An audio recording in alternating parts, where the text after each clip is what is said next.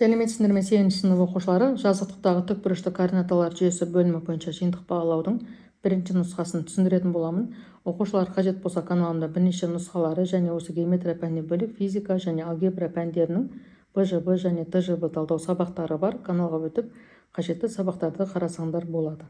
Ал енді оқушылар, бұл БЖБ-да 4 тапсырма беріледі және жалпы балл саны 14-ке тең. Бірінші тапсырмасы: С нүктесі АВ кесіндісінің ортасы егер С нүктесінің координатасы -4 және 5 және А нүктесінің координатасы -6, -7 болса, Б нүктесінің координатасын табыңыз. Оқушылар, мұндағы С нүктесі мұндағы АВ кесіндісінің ортасы болып табылады. Бізге табу керек мұндағы Б нүктесінің координатасын. Ол үшін кесіндінің ортасын табу формуласын қолданамыз.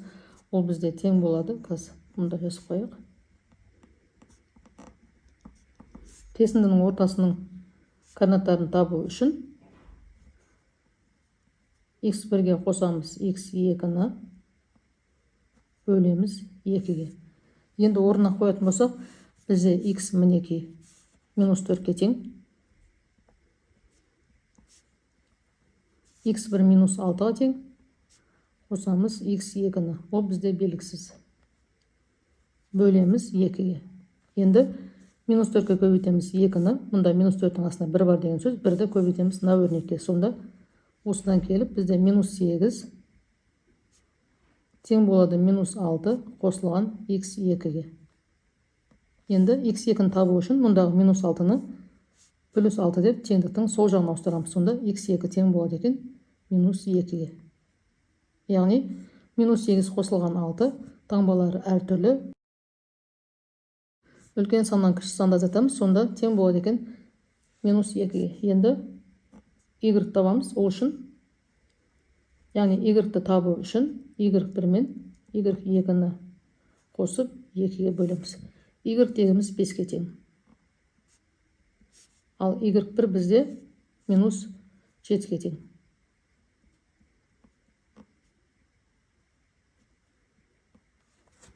Беске көбейтеміз 2-ні 10 болады. Тең. Мұнда 5-дің астына 1 бар деген сөз. Оны көбейтеміз мына өрнекке. Сонда y2 тең болады екен. Мұндағы -7 +7 болып теңдіктің сол жағына ауысады да 10-ға қосылады. Сонда 17 болады. Сонда бізде Б нүктесінің координатасы -2-де 17 болады екен. Келесі екінші тапсырмасы. А тапсырмасында АВ центрі О болатын шеңбер диаметрі егер А нүктесінің координатасы 3, 7 және Б нүктесінің координатасы 5, -1 болса, шеңбер центрінің координатасын табыңыз. Ал Б тапсырмасында А пункті бойынша шеңбер теңдеуін жазыңыз. А тапсырмасы бойынша мұндағы шеңбердің центрінің координатасын табамыз. Шеңбердің центрі, оқушылар, мұндағы АВ диаметрінің ортасында орналасады. Енді кесіндінің ортасын табу формуласын қолданамыз. А-ны табу үшін x1 мен x2-ні қосамыз, бөлеміз 2-ге.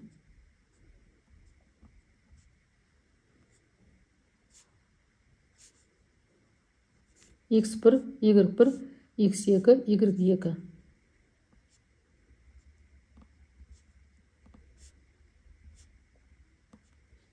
А нүктесінің координатасы 4-ке тең. Енді Б нүктесін А бізде 4-ке тең. А нүктесінің координатасы емес, А 4-ке тең.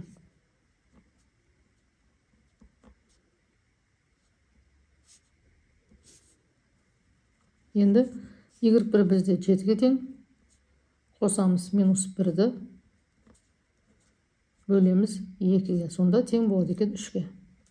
Сонда центрінің координаталары, яғни А және Б бізде 4 және 3 екен. Енді Б тапсырмасы бойынша А пункті бойынша шеңбер теңдеуін жазамыз. Шеңбер теңдеуінің негізгі формуласын жазып қояйық.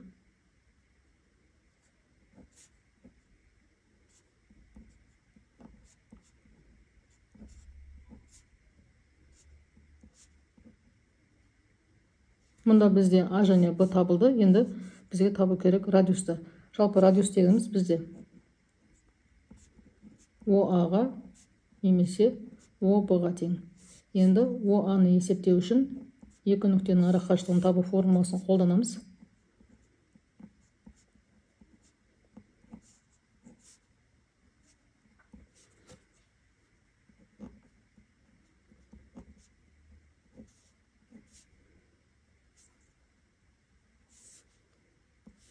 x2 мінекей бізде мынау о дегеніміз мінекей 4-3, а дегеніміз мінекей мынау x2, y2, x1, y1 деп боламыз. Сонда 3 азайтылған 4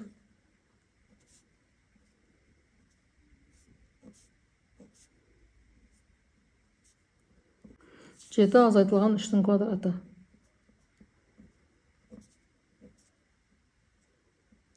Мұнда минус 1 болады, квадраттасақ 1 болады, мұнда 4 квадраттайтын болсақ 16 қосамыз 17 болады. Сонда радиустың квадраты бізде мұнда былай алсақ болады. Радиустың квадраты ОА-ның квадраты ОБ-ның квадраты тең. Енді орнына қоятын болсақ, x азайтылған 4, y азайтылған 3 тең болады 17-ге.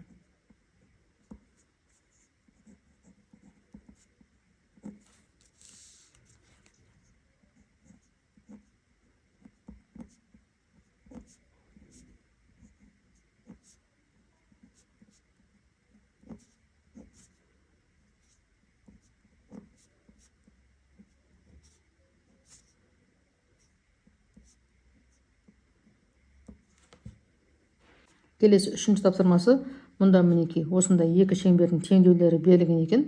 Осы теңдеулерімен берілген екі шеңберді салып, олардың өзара орналасуларын анықтаңдар. Оқушылар, мінекей мұнда бізде осындай шеңбердің теңдеуі берілген екен. Осы жерден біз центрінің координатасын жазып қояйық. Мұнда біз О1 деп алайық, Оның координатасы 5 және 3 болады. Ал радиусы 4, яғни ол 2-ның квадраты, 2 деп аламыз.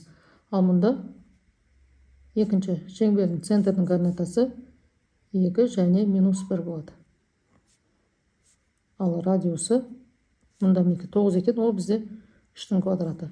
Енді осыны салатын болсақ, 5-те 3, мінекей 4-тен кейін 5, 5-те 1, 2, 3. Центрі осында орналасқан. Енді радиусы мінекей 2 тең, 1, 2. Мінекей бір шеңбер сызамыз.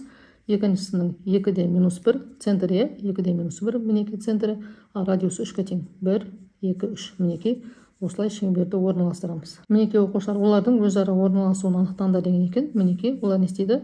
Сырттай жанасады. Мұнда жазып қояйық. Мұнда жазайық, сырттай жанасады.